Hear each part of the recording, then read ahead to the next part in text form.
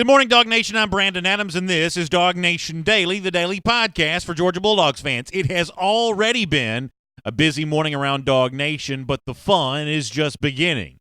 As you may be aware of, or maybe just now learning, four-star offensive tackle Tate Ratledge has chosen the Dogs over Tennessee in a ceremony we covered live for you on the Dog Nation video channels early this morning. We've got plenty of reaction to that, including a chance to catch up with Jeff Sintel coming up in just a second. Chip Towers in the program, as always. We'll hear from Kirby Smart, his rebuttal to Dan Mullen's trash talk thus far this offseason, and some fun stuff with Carson Beck, Kenny McIntosh, Lawrence Gager. It is all on the way as DawgNation Daily, the daily podcast for Georgia Bulldogs fans, begins right now. This is DawgNation Daily, the daily podcast for Georgia Bulldogs fans. Here's your host, Brandon Adams. This has become kind of a familiar sight around Dog Nation, but it never gets old. Georgia wins another major commitment battle, this time for four-star offensive tackle Tate Ratledge. The Darlington School in Rome, Georgia was the place to be earlier this morning. Dog Nation was on hand. Our buddy Jeff Sintel, who, by the way, is going to join us here live, kind of an impromptu conversation in just a couple of minutes, couple seconds really, as we get Jeff's behind-the-scenes story on what happened with Ratledge. But this has become, as I said, kind of a familiar side. Hats on the table, the Georgia G prominently placed, and the young man in question putting that Georgia hat on. It happened for Tate Ratledge a bit earlier, and the backstory behind all of this is it's probably a little bit more of a recruiting challenge than maybe initially meets the eye. Rome, to a certain extent, is kind of vol country, a little bit up in the north part of the state. There are a lot of Tennessee fans up there. Ratledge family itself, Tennessee fans. The famous Tennessee sticker that Jeff Sintel has reported on the back of Ratledge's father's truck. Well, I guess that's going to be peeled off now. I'd love to see that ceremony as Ratledge has committed to Georgia. For more on this right now, let's check in live in Rome, Georgia. Jeff Sintel, Connor Riley. Great coverage from up there a little earlier. Jeff joins us here on DawgNation Daily here today. First of all, Jeff, I know it's been busy for you. You're riding a lot. You're reporting a lot. You've also been traveling around a bunch, so thanks for taking a couple of minutes to be with us here, first of all.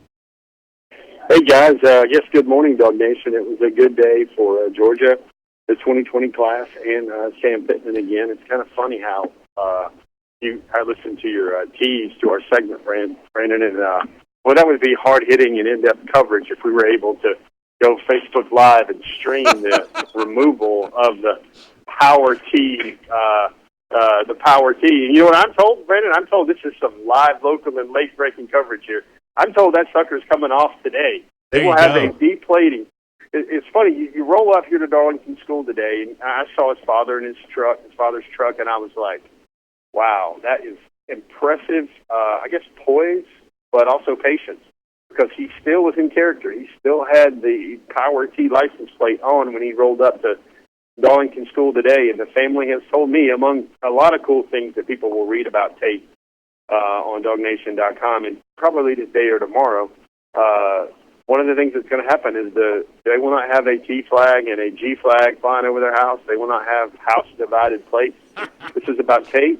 This is about their son and his future, and they're going to be wearing a lot of Georgia red and black in the future. Yeah, it's great to hear. Great coverage from Rome, Georgia, a little earlier. And, Jeff, there's only so much that our camera can show in an event like this. There's stuff to the periphery that just not going to show up on video, and that's one of the reasons why I like talking to you after these announcements take place, because you can give us a bit of a description of the behind the scenes. There are a couple of things I'm curious about. First of all, being that it is Rome, that's geographically, kind of close to Knoxville. My guess is there probably were a few Tennessee fans in the room. Did you get the sense there was a division in the room about where they wanted Ratledge to go, Georgia or Tennessee? Was there a sense of mystery in the room, or did people already know that Ratledge was going to choose UGA? And I guess any other behind-the-scenes details that you can share with us. Obviously, it looks great on camera, what was kind of on the platform and Ratledge's own words, but sometimes the behind-the-scenes part of this is the most interesting part. What did you notice that we didn't get a chance to see? Well, there's a lot of stuff. Mostly what they did is they packed in the student body. And, Brandon, the Darlington School here in Rome is a strong school, strong academic place. It's a school that a lot of these kids have homework 2 hours a night, and sometimes that freshman and sophomore year of college is maybe not as tough as the senior year grind with AP classes and everything else like that. I think it was more of a celebration for Tate, for a kid. You can still find him in his neighborhood playing football on his knees with the younger kids or hurling kids around. And I think it's just a celebration of Tate kind of realizing his dream. And it's funny, he'd known probably since right after G-Day. And I mean, a lot of the Georgia commits didn't even know. Like Tate told me, he hadn't even told Carson for sure where he was going. I'm talking about Carson Beck there.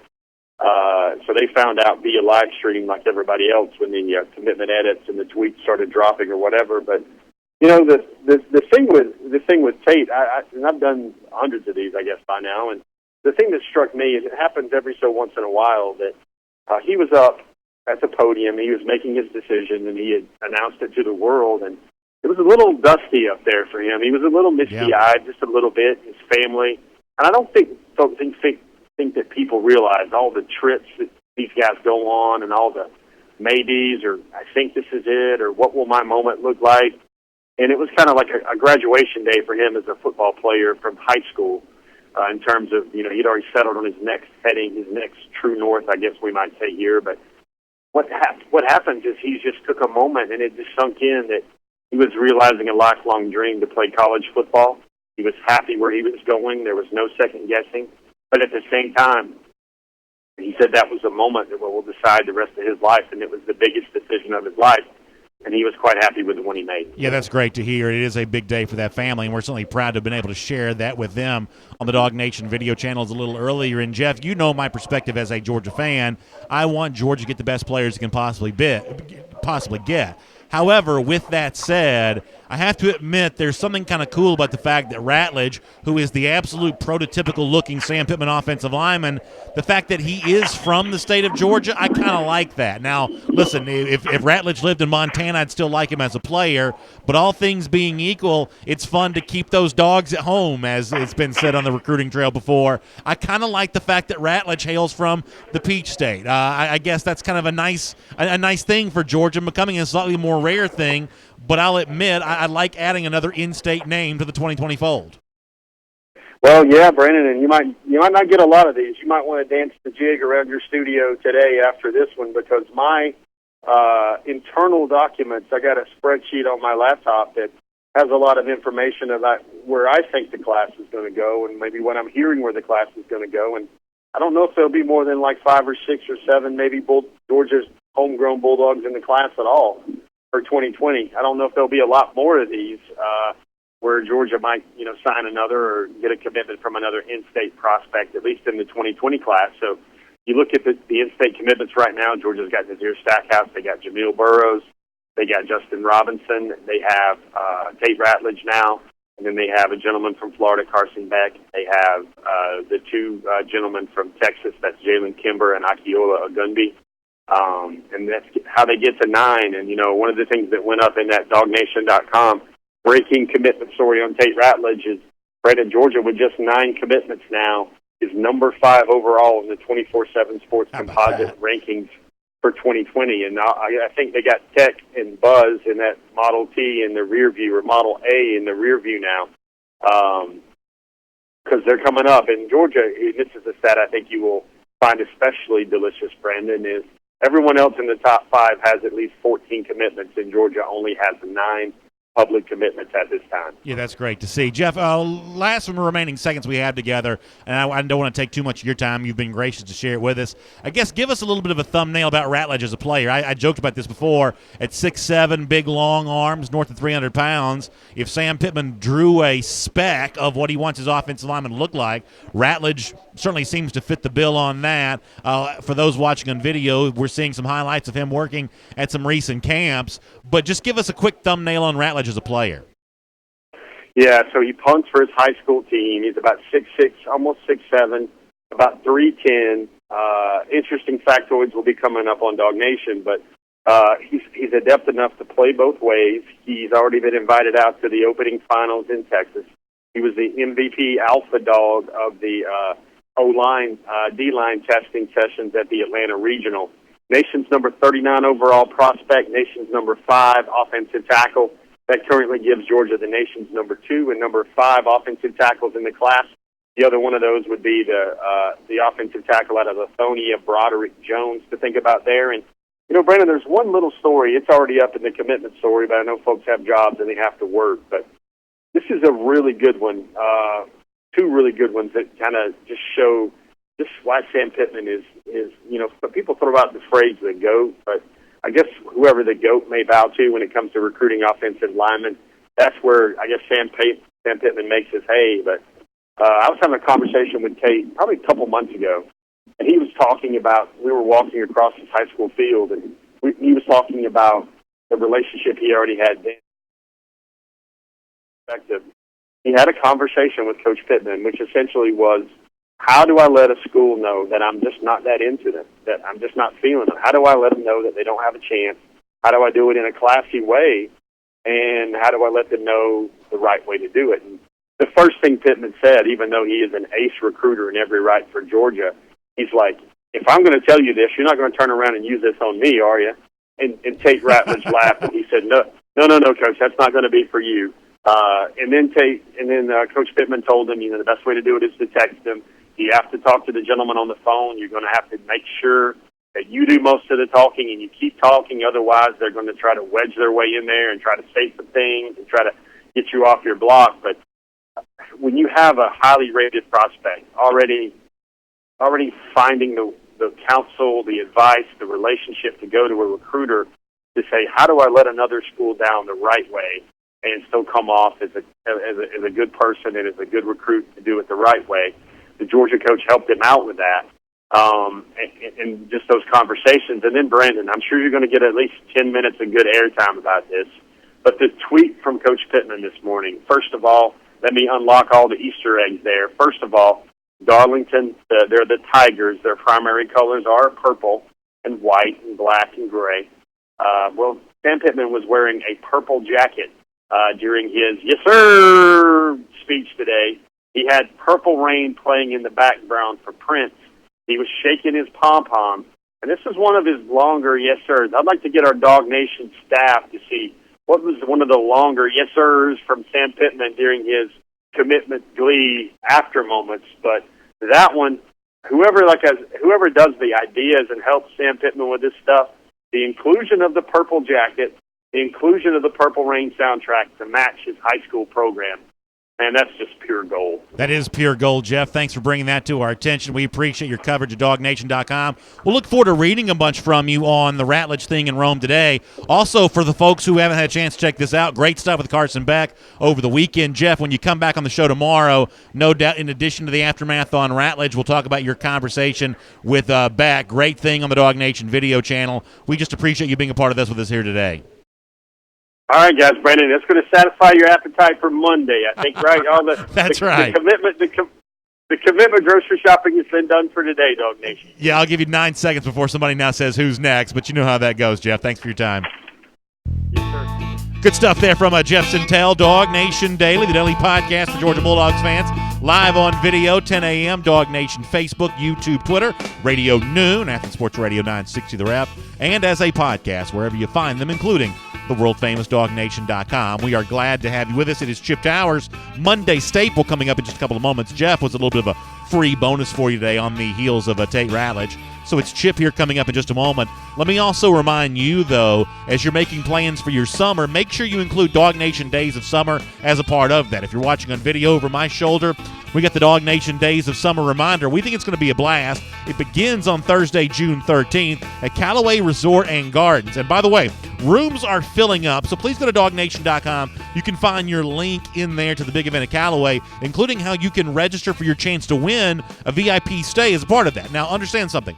When I say VIP, we've got a special VIP event taking place there that night. It's going to start at 5 p.m. The regular event for the general public begins at 6, but for the first 20 rooms booked to Callaway Resort and Gardens, get a special invitation to a VIP event taking place earlier there that evening starting at 5 p.m.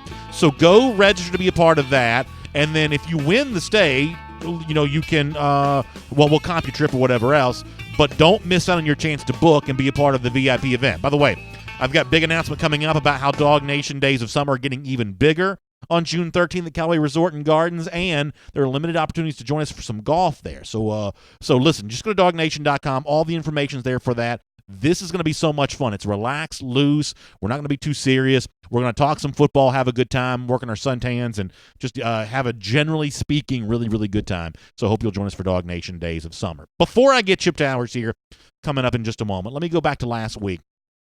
Kirby Smart makes an appearance on the Paul Feinbaum radio program. Paul is good at a lot of things. One of the things that he's really good at is stirring the pot and getting people all fired up. And obviously some of the things that Dan Mullen and some of the people around Florida have said this offseason have gotten a lot of Georgia fans fired up.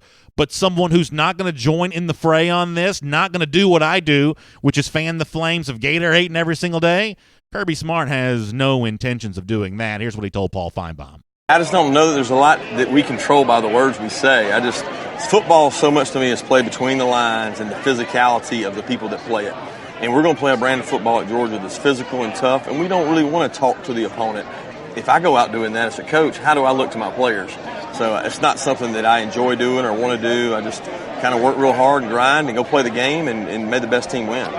If I go out there and do that as a coach, how am I going to look to my players? That's what Kirby Smart asked. That's not a rhetorical question. We know how you look. You look like Dan Mullen, who looks like a total clown based on the way that he's had recruits lost out of the program and signees now putting their name in the transfer portal. His program seemingly is coming apart at the seams, and the trash talk makes it look like he's fiddling while Rome burns. And Kirby Smart doesn't want to do that. Instead, as Kirby told Feinbaum, here's what he wants his program to do instead. You're going to love this. I just don't think you need that. I don't think that's what's going to make Georgia great. We're not going to move up in the rankings because of what I say or what I do. We're going to do it by how we play, and we want to talk with our helmets. That's what we've always talked about. We want to play physical brand of football and not really do it with our mouthpiece. We have played audio of Kirby Smart saying that before. This is apparently something that behind the scenes they take very seriously. And if you're a Georgia fan, how much do you love the idea of Dan Mullen running his mouth, blabbering over and over and over again, and Kirby Smart behind closed doors to his players saying, we do our talking with our helmets. Now, over the last couple of years, Georgia's message with its helmets to Florida has been an emphatic one, dominant in 2017 and again in 2018 with Dan Mullen at the helm of that. In fact, some of the trash talk that Mississippi State was a part of leading into the Georgia game there in 2017 was also kind of a talk with your helmets type day for the dogs and all that. So Georgia's been really good at this recently, and I'm guessing that this fall against Florida, after a offseason of mouth running, well, Georgia will do a lot more talking with its helmets then as well. All right, we got plenty more to come today on DawgNation Daily, including some really interesting stuff from some of the next generation of big-name Georgia stars. We'll get to that, but here on DawgNation Daily, as you've come to expect on a Monday, let's talk to Chip Towers right now.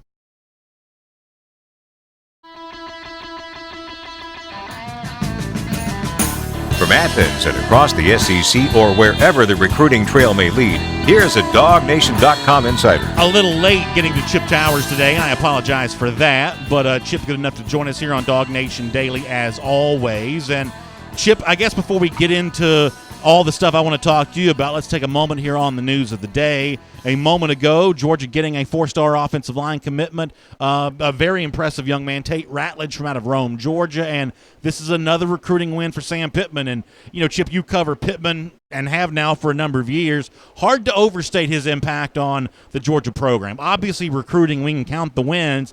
But in terms of the nucleus of the Georgia offense, built around this big offensive line, you know, Pittman's DNA is just on all the integral parts of this program by this point, is it not?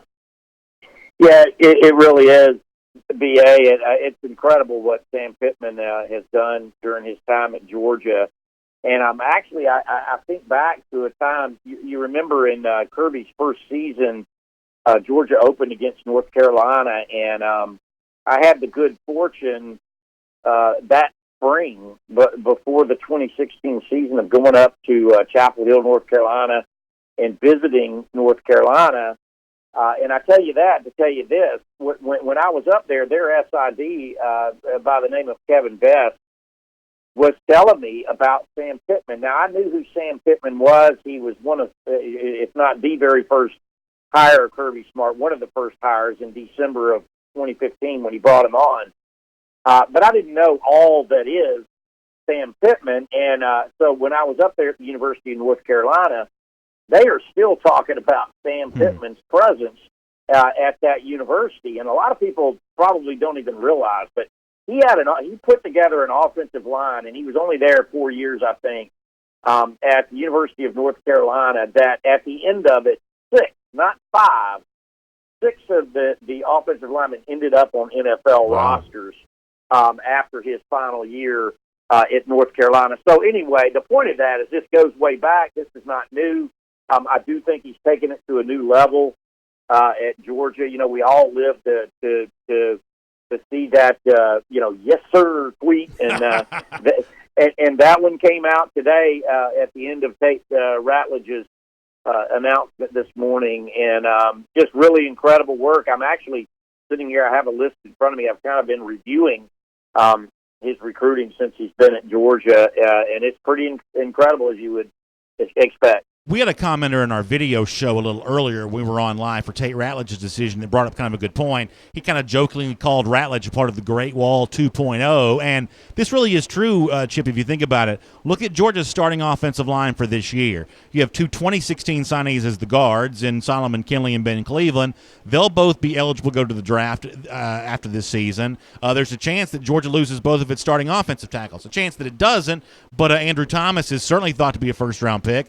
Isaiah Wilson could draw enough draft attention that it makes sense for him to leave as well. Those 4 names, Chip, are bedrock early signees for Sam Pittman in some form or fashion, have been a part of the Georgia offensive line since Pittman's been here.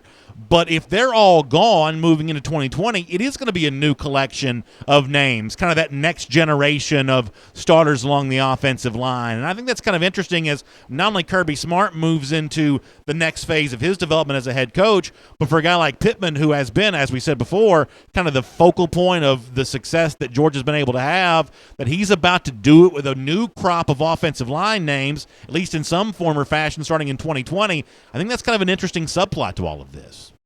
Well, it is, and that's the point. You know, the adage, the battle cry in recruiting, NSR, never stop recruiting. You know, you're always recruiting because if you're recruiting the way you're supposed to be recruiting, certainly at the level of Georgia and Alabama and Clemson at this juncture in time, you've got to be prepared for those guys to move on, and you better be set to replace them, or else you are going to be a victim of what eventually always becomes the case in college, is the cyclical nature of it. So the whole key, as Alabama has done under Nick Saban, probably better than anybody, is staying ahead of the cycle. And if you're going to do that, you got to keep recruiting. So the hard part of that is when you're in the living room of Tate Ratledge or Broderick Jones or Warren McClendon or Xavier Trust or Clay Webb, you've got to convince them that Georgia is the best place for you, even though you're sitting there staring at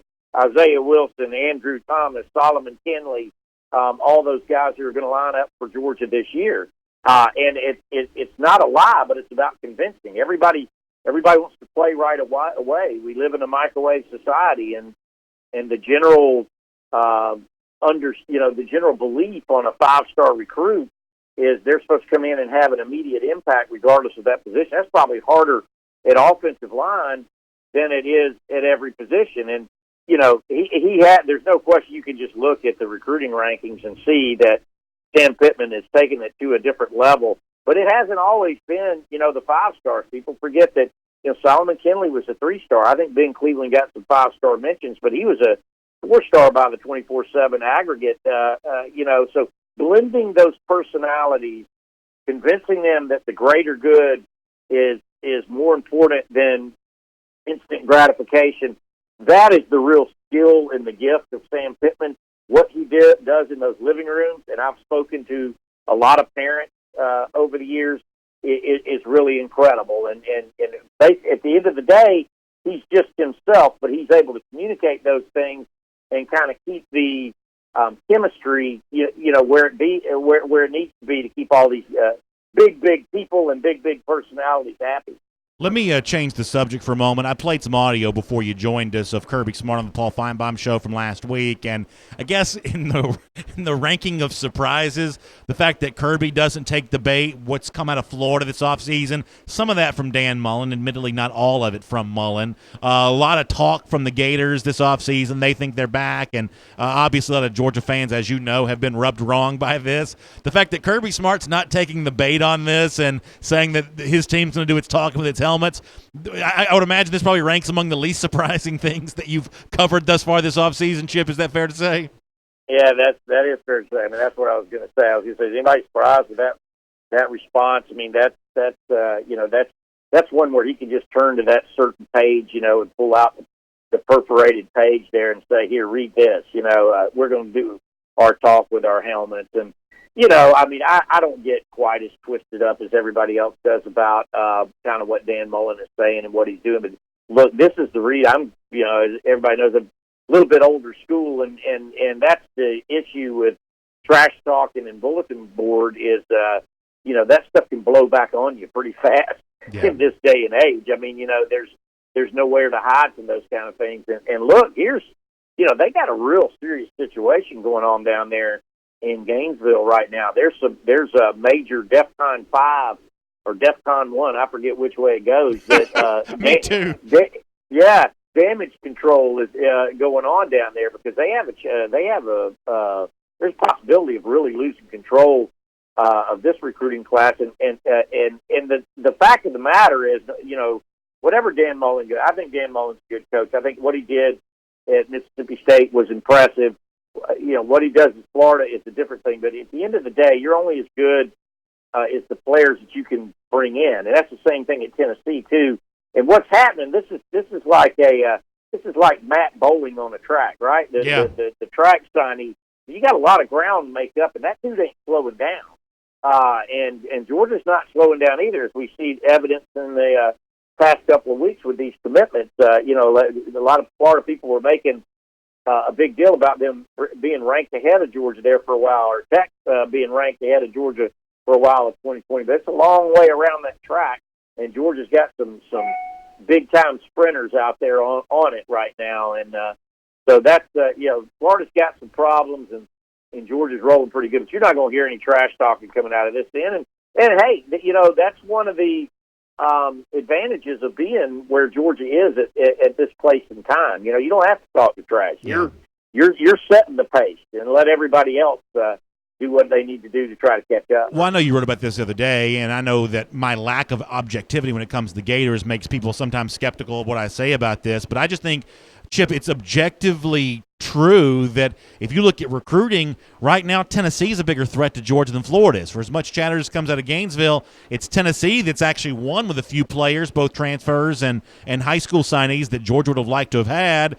Florida's not really doing that. On the field, I think it's also just objectively true that Auburn's still a bigger threat on the field than Florida is. I think at Jordan-Hare in November is a much more dangerous game for Georgia than neutral site is versus Florida right now. I think one of the weird things about all the chatter that's come out of Gainesville, as much as they believe that they are back and, kind of validated by the end-of-season ranking from a year ago, you don't hear a ton about Auburn on the field, but that's, to me, a more dangerous game for Georgia. And there are plenty of other programs who've created a kind of a recruiting buzz that Florida can only dream about. There's just a weird thing about all the Florida chatter, given, from my perspective, that it doesn't seem to be based on a lot of tangible stuff.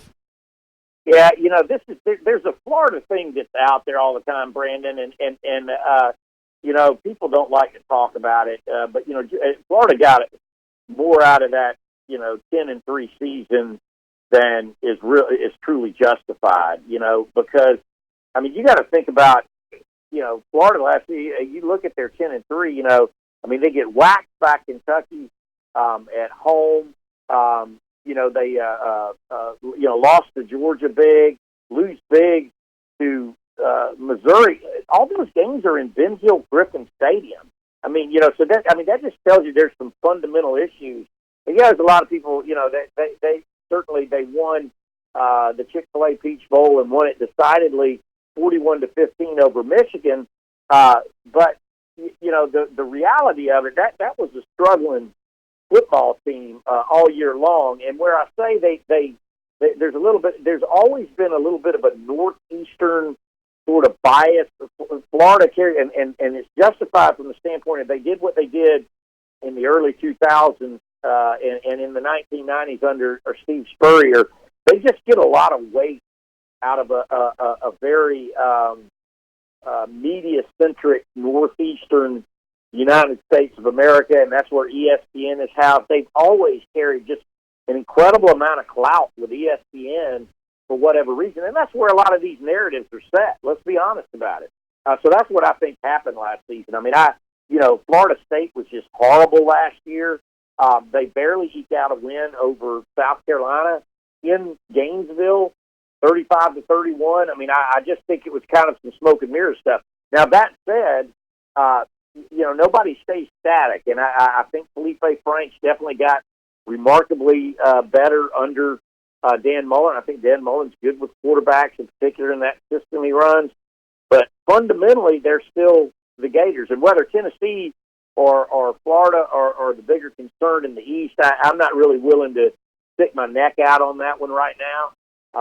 But suffice it to say, both of them still have a lot of ground to make up on Georgia. Let me try to do two quick things before I let you go. Chip, in a moment, I want to hear an update on some really good reporting that you did about the Georgia sprinter Elijah Godwin and the scary situation that looks like he's going to get a full recovery from. I want you to update us on that in just a moment. Let me squeeze in one more quick football thing before we get there. Mike Griffith wrote about this at DawgNation. Bet Online, which is one of the online betting houses, release odds to make the college football playoff, and Georgia's at about, 45% or so to make the playoff, which ironically about the same odds as it would probably have to beat Alabama head-to-head, maybe slightly worse, but generally about the same kind of odds. And, Chip, I'm just not quite sure what you do with this.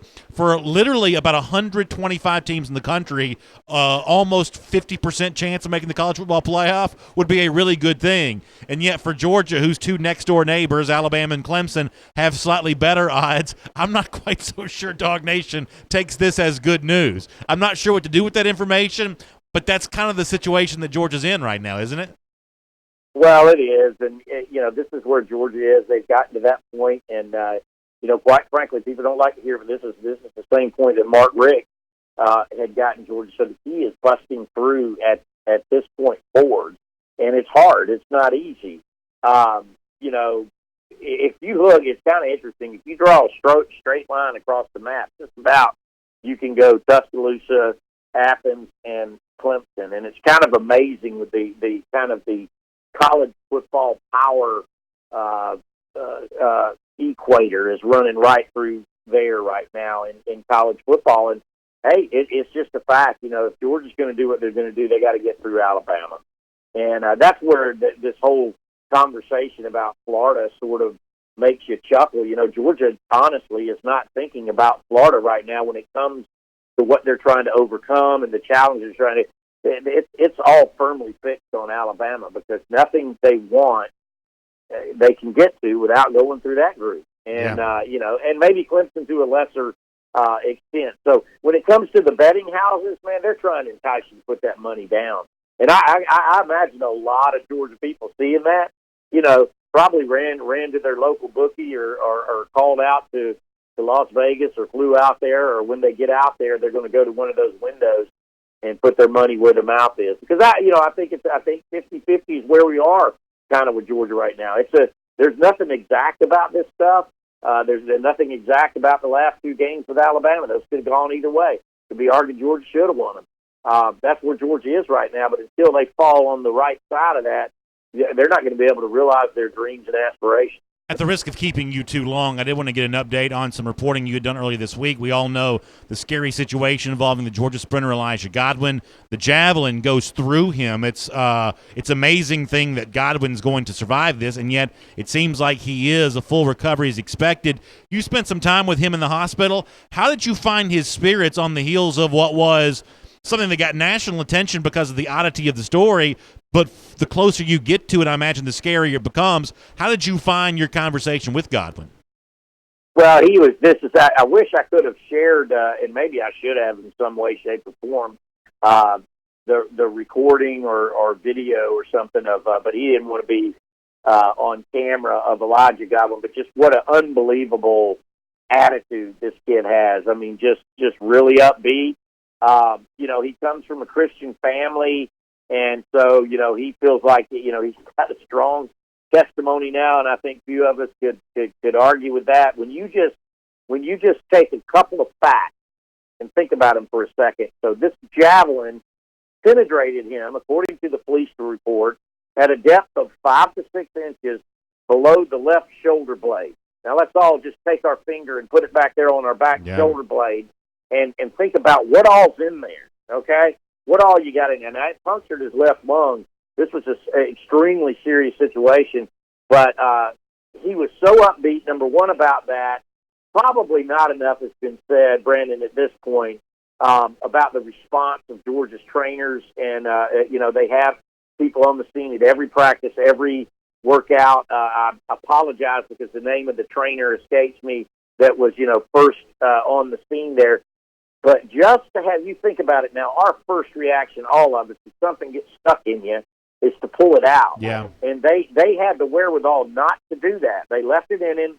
They grinded it off because he was bleeding profusely, and this was the main issue. If you pull that out, there's no telling what happened.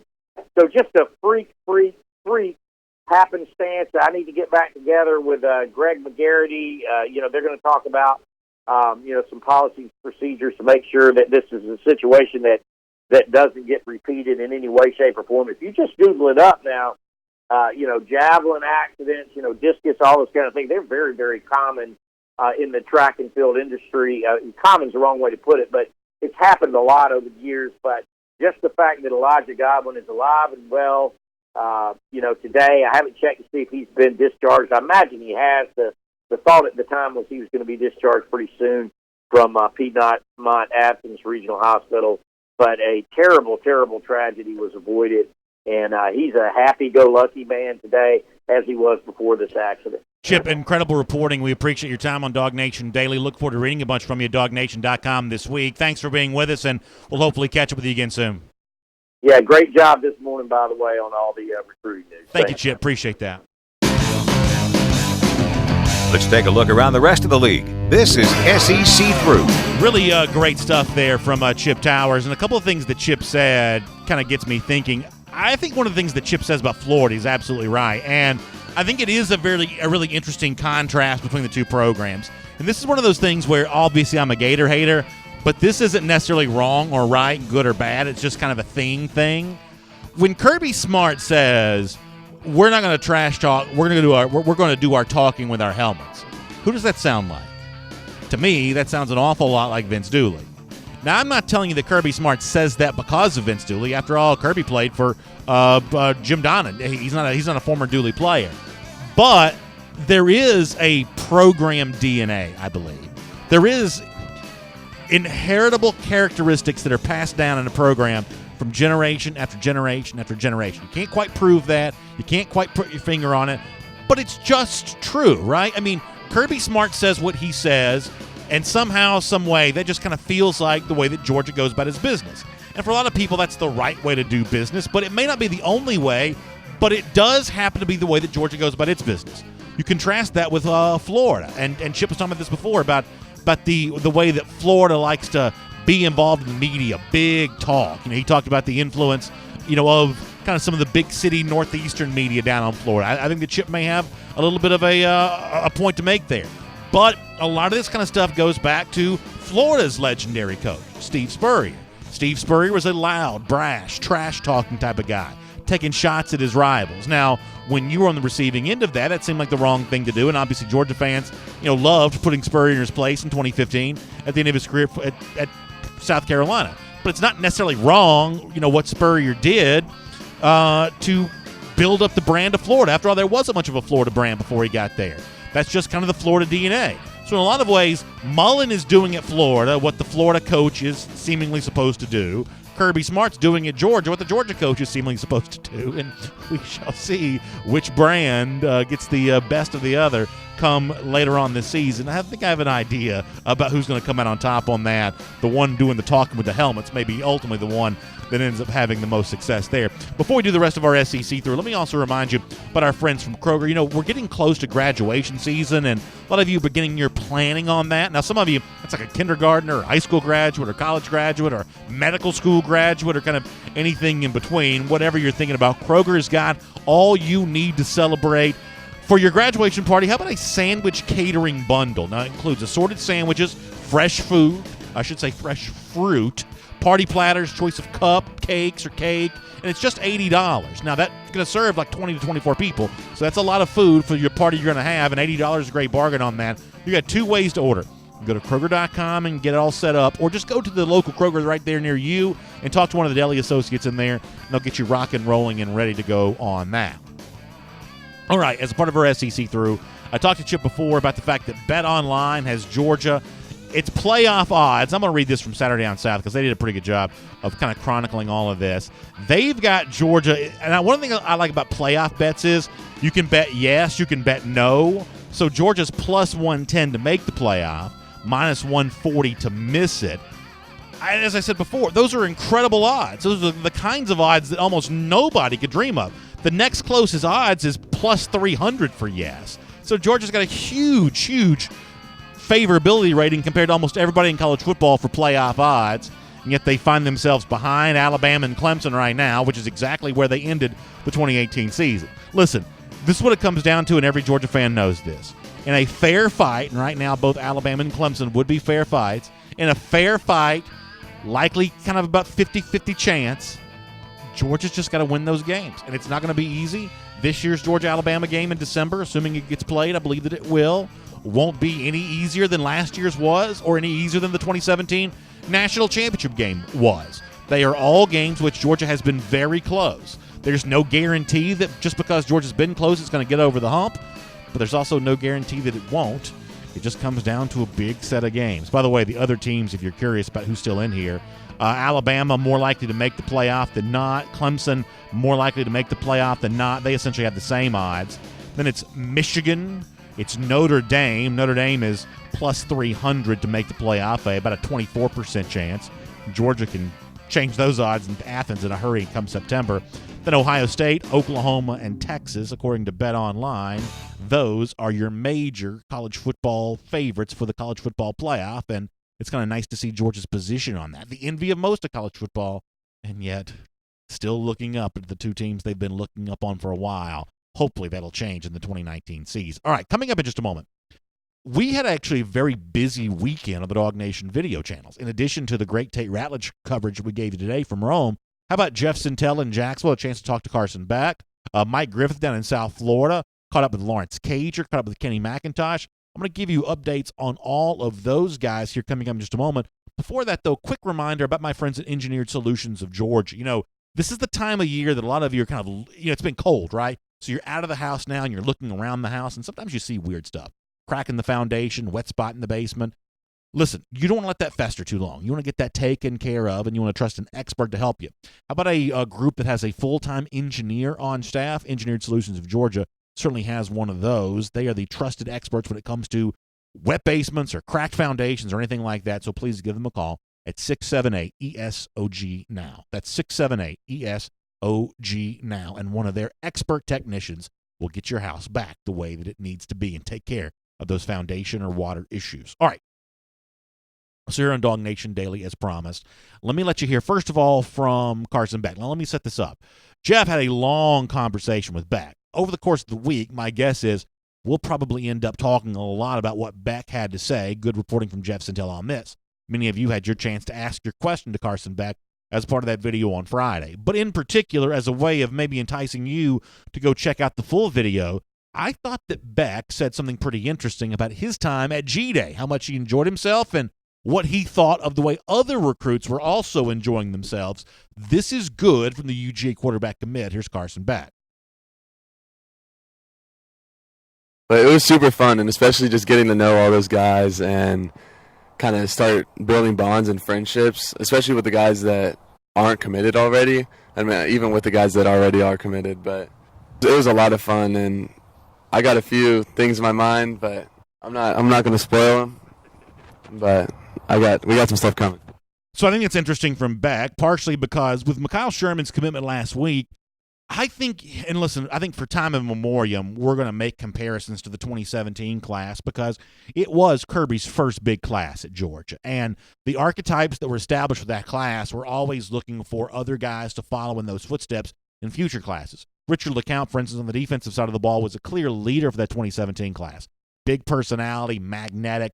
He drew people in. I think they're players at Georgia because of Richard LeCount. And in future classes, it seems like Georgia fans are always looking for that next Richard LeCount to kind of fill that role. And I think that Mikhail Sherman, the 5-star linebacker that committed last week, has a chance to be this year's version of what LeCount was in 2017 on the defensive side of the ball. People seem to like Sherman. He's got a really cool personality. He just seems like a nice guy. People like hanging out with nice guys.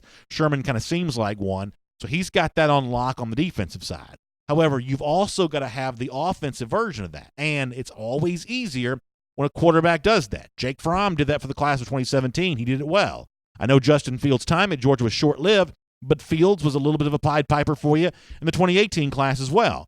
Good players want to play with good quarterbacks. And Carson Beck is establishing those credentials for himself, too. You saw a lot of these photos on social media of Beck always right in the middle of all these kind of social congregations with Kendall Milton and all the guys who were there that weekend. There were a lot of photos of them together. So Beck, you want a quarterback who's comfortable in his own skin. You want a quarterback who other guys want to hang out with. And I think a lot of these guys do like hanging out with Beck, and Beck enjoyed himself, and it seems like he's got some ideas about who else enjoyed themselves from G-Day, and maybe we'll be hearing more from them coming up in the weeks ahead. So that's good stuff with Jeff Sintel from Jacksonville. Go to DawgNation.com or the DawgNation video channels for more on Jeff with Carson Beck. That's kind of a fun thing. Mike Griffith was also busy this weekend down in South Florida.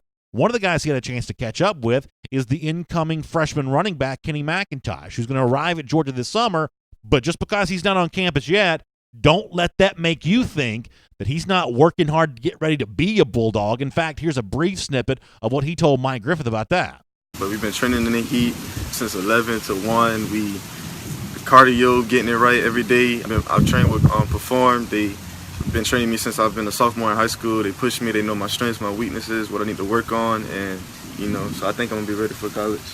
What you hear there from Kenny McIntosh reminds me a lot of what Trayvon Walker also told us back in January when we caught up with him at the Touchdown Club of Atlanta Awards Banquet. These guys want to be on campus. The fact they can't be yet has them chomping at the bit, but doing so in a way to say, when I do get there, I'm going to be in pristine physical condition. You like hearing that from Kenny McIntosh. That's not the only player Mike caught up with while he was in South Florida, though. How about the new-coming transfer wide receiver, Lawrence Cager from Miami? Cager, why did he choose UGA? Mike, good reporting on this. Take a listen. Lawrence, you had a lot of opportunities coming out of Miami. Why choose Georgia Bulldogs? Just the relationship I had with Coach Smart out of high school, recruited me at Alabama, and right. spending a year at under Coach Coley as my freshman year, and then wanting to go to Georgia out of high school was great.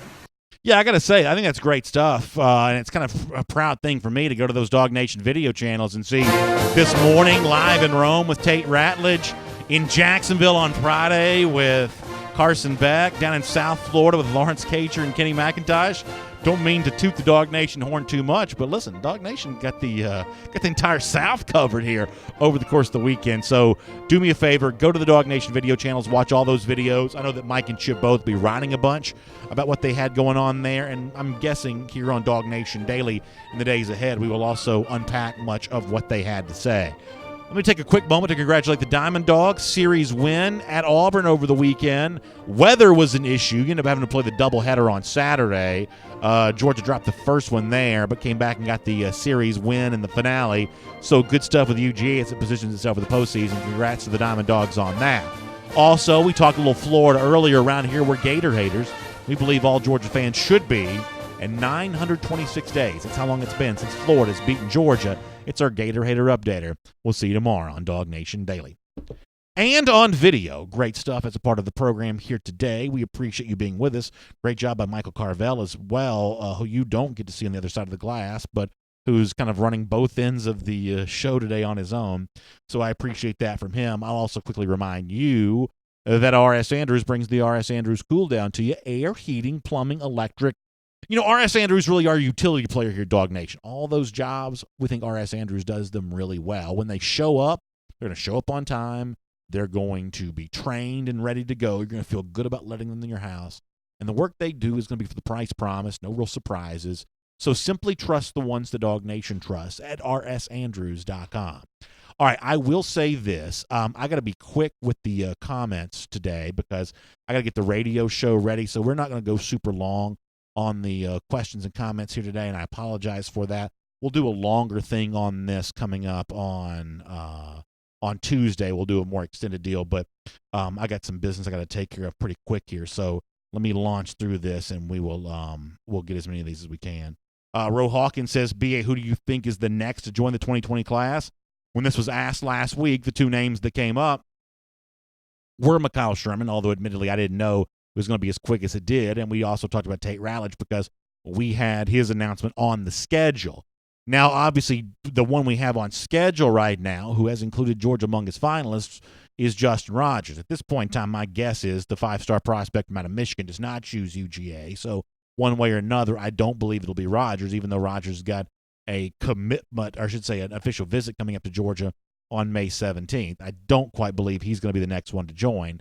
So we shall see. But clearly some momentum has been established by the Sherman news and the Ratledge news.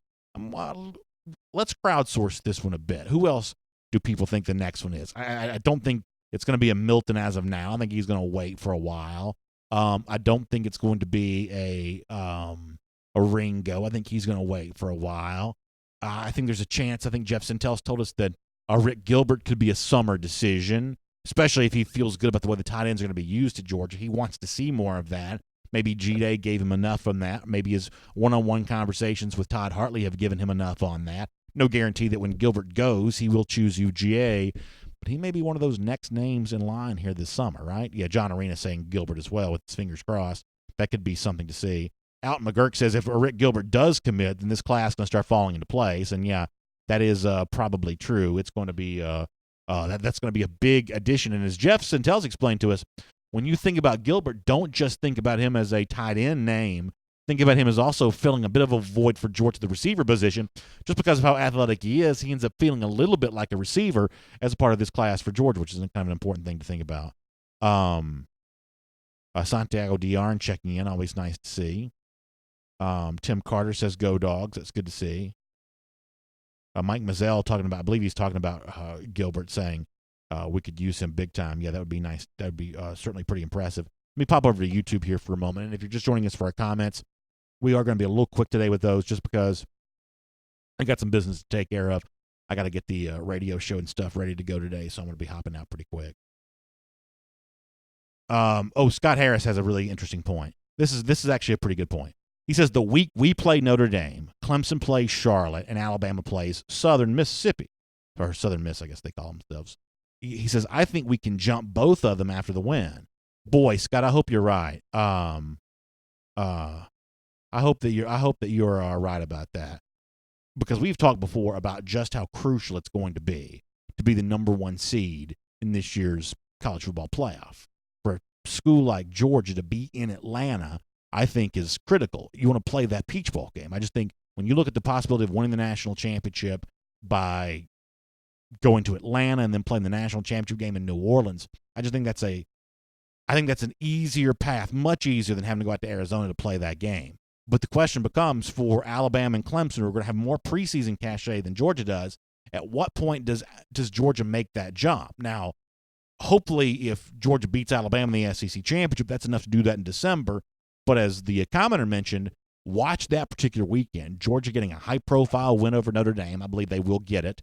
With Clemson and Alabama both playing cupcake games, you hope that the human polls that day, because this is not playoff selection committee at the time, but it's human polls. You hope that the human polls honor Georgia for that, and that maybe they could then influence the selection committee. I think that's pretty good to think about. Let me hear what else. What else people are saying. Will Scott says Sam Pittman needs a theme song. How about Another Brick in the Wall by Pink Floyd? I like the idea of that, Will. As Jeff Sintel also explained, there's also the Purple Rain song playing in the background for Sam Pittman when he made his choice. So maybe that's a theme song there as well. Cam 8026 says, anybody checked in on the folk in Gainesville? It's terribly quiet down there right now. Yeah, listen, Florida can only dream about the kinds of recruiting wins that Georgia's enjoyed over the last few days with Tate Ratledge today and with Mikhail Sherman last week. It's really been a good time for that kind of stuff. That's a great thing to see. Let me go back over to Facebook here for a moment. Rel Bridges says, how about a breakout season for Demetrius Robertson? Rel, I think there's a really good chance that happens. Now, I think there's also the issue of, and this is the same thing every offseason, all the wide receivers that we talk about, they're not all going to have significant impacts, right? And so the competition is going to determine a lot on this. You know, Lawrence Cager from down in Miami has played a lot of football. Now, the people in Miami, I think, will tell you some of that's been really good and some of that's been maybe not quite so good. But he does have, I mean, his stat line was pretty prolific last year. He had 6 touchdowns. That's a lot of touchdowns. About, 6 would be close to the lead in the last couple of years at Georgia, where he did catch that many in a Georgia uniform. So Cager's going to have a chance to be on the field. It looks like Demetrius Robertson right now is kind of doing some slot work, which is a little bit different than I thought that Georgia might use him. But, McCole Hardman ran some of those deep slot routes a year ago. The Missouri game comes to mind on that. Maybe that's the same kind of thing they have in mind for Demetrius Robertson. There's also going to be some competition with Dominic Blaylock in there on that. But in terms of a breakout season, I think there's a really good chance that happens. I think that Robertson has already played college football. He's already got himself also a bit of a stat line. I think there's a chance that we see a lot more of Robertson this year than we saw a year ago. And had he been healthy for G-Day, I do believe we would have gotten a glimpse of that then. Scott Harris says that's another good reason to schedule high-profile out-of-conference games. Yeah, you have a chance to influence the human polls, and then you hope the human polls early in the season influence the playoff selection committee when it finally takes place. Kyle and Susan Richter checking in to say, Moultrie, Georgia, behind the Dogs all the way. As long as Kirby is at Georgia, we will own this state. And, of course, a lot of those Moultrie folks obviously excited about the future years when Georgia gets together with Florida State. There's a lot of battle lines drawn down there in that Moultrie, Thomasville, Albany area. And so I know they're excited about Georgia, Florida State coming up in future years down there in the southwest part of the state. Chad Williams says Florida's going to have to bring back Urban Meyer out of retirement again. Yeah, something tells me the Dan Mullen era is not going to go the way that some Florida fans hope it's going to. And I think some Florida fans are sneakily starting to get a little suspicious of that. Kenneth and Dana Barfield says, what about Kearis Jackson? Kenneth and Dana, I guess the one thing that I think you can say about Kearis right now is that maybe, I don't want to say he's behind where some people hoped he would be, but I think in comparison to other players, it's pretty clear that he's maybe behind them in the depth chart, Demetrius Robertson included, because if Robertson had been healthy for G-Day, Robertson was going to be working as the first-team slot receiver with Jake Fromm on that red team offense, which is kind of thought to be the number one offense. Robertson was going to be in that slot. Kearis moved, and I mean that in more ways than one, slot wide receiver, but also slot on the depth chart. When D-Rob was sick and couldn't play, Kearis got that spot. So exiting the spring, I think you have to say that the evidence suggests that Demetrius Robertson is ahead of Kearis Jackson. A lot can change in the summertime, and Kearis is going to have a chance to make a lot of impacts for Georgia. Some of it's going to be on special teams. But as of right now, there's a little bit of a growing case to be made that D-Rob exited spring ahead of Kearis Jackson. That's just my reading on that situation. Ray June Johnson says, I'm ready to see George Pickens. I am too. That's the outside deep threat. I love what Terrence Edwards has said about George Pickens, that he's a true, clear number one receiver. I think that's a great description. I think it's important to have a guy like that. You got to have that big target who can stretch the field, and I think that George Pickens has a real chance to be that. Chris McGee says, do we have a shot at landing Julian Fleming? I know he's got a Georgia visit coming up, but based on kind of reading between the lines with Jeff, I'm not quite so sure I give Georgia a major shot at Fleming right now. John Arena concerned about George Pickens and his enrollment.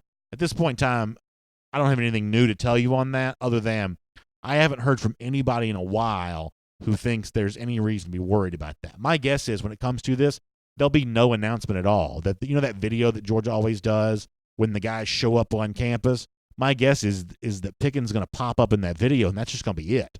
There's no announcement to be made because from Georgia's perspective, they never considered him not being a part of this class. I know that's been a big message board conversation. Some of these kinds of conversations, we can't pretend they're not going on. We can't pretend they don't exist.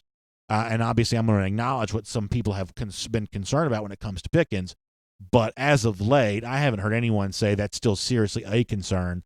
My guess is that when you see a lot of these other guys just start showing up on the Georgia campus, you're going to see Pickens right there with them, and you'll never hear anything else ever about this again. That's my guess on this. Douglas Buchanan says, what about Zachary Evans? I would say that Georgia's chances with Kendall Milton and Marshawn Lloyd are far greater than Zach Evans. If Evans leaves the state of Texas, I think there's a chance he may go to Clemson. But I also think the pull to stay in state, either with the Longhorns or the Aggies, is going to be pretty great for him, I'm guessing.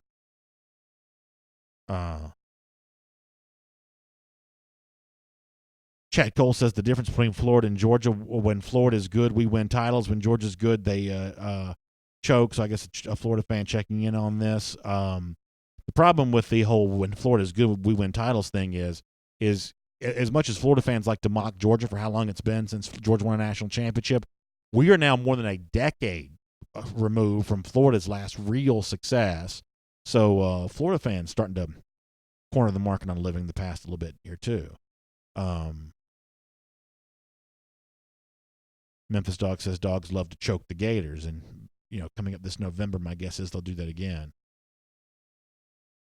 Pine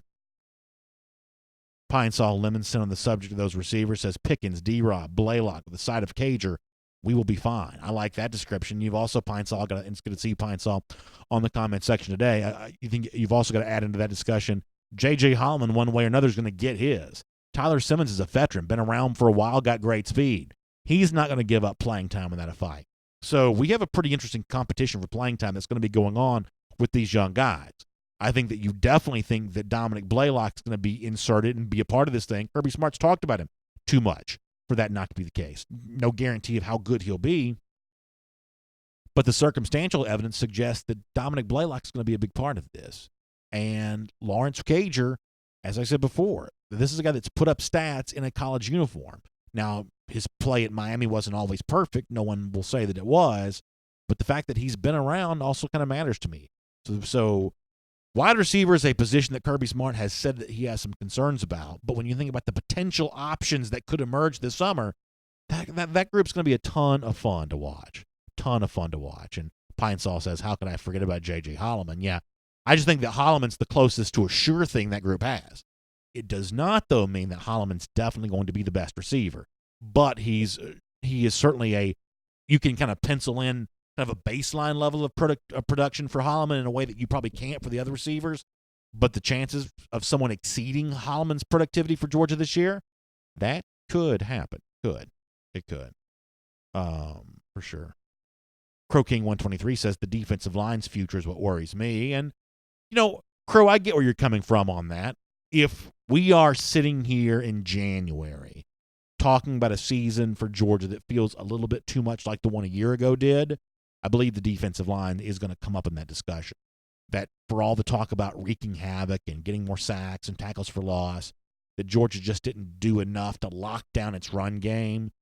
Think about the first half of the Rose Bowl and how Rodney Anderson and Sermon, the kid from Georgia, they almost knocked Georgia out of the game because of those big running plays they were providing to go along with what Baker Mayfield was doing. More games than not in the college level are decided by how much you dominate the line of scrimmage or how much you prevent your opponent from doing that.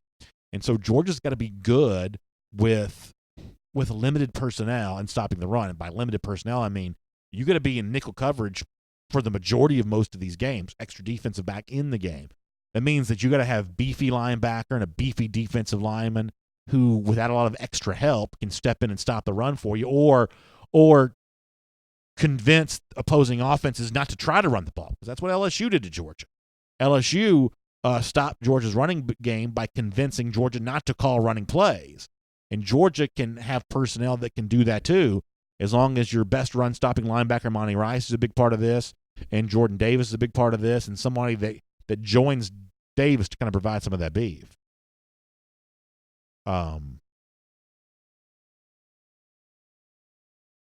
Let me see what else is going on Facebook here.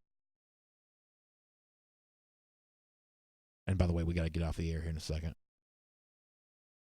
J.J. McMillan says, between everyone being healthy and the guys we've added, I'm not worried about the front seven. And I think that J.J.'s phrasing on that's actually pretty interesting, because the more you make this a conversation about the front seven, the better everything seems. It's when you isolate it just to the three guys who have their hand on the ground, that's when it becomes a little bit more of a concern. But when Kirby was talking about defensive line stuff, he said sometimes you count those outside linebackers in that way as well, because they are part of your pass rush. And while, Nolan Smith's not going to line up necessarily as a defensive end half the time, it's hard to tell what kind of formation Georgia's in anyway, because guys creep up towards the line of scrimmage. And so there is a perspective of not just evaluating the 3 interior defensive linemen, but looking at the front 7 overall. When you think about the depth and talent that goes along with the that goes along with the linebacking core, all of a sudden they do provide some important support to the defensive linemen. All right, so let me get ready to get out of here, y'all. I apologize for not being able to take more comments, but we got some business to take care of. Love to have you join us for DawgNation Days of Summer. Please go to DawgNation.com for more information on that. This is going to be an incredible event, but you got to get registered to be a part of it. You can also register for your chance to win a VIP giveaway stay there. So some really good stuff. I'm back tomorrow morning at 10 a.m. We'll do DawgNation Daily all over again. More on a lot of the great reporting that's been out there around DawgNation the last couple of days. And we'll continue to celebrate the fact that Georgia got itself a really good recruit today. 4-star offensive tackle Tate Ratledge. What a moment. What a performance.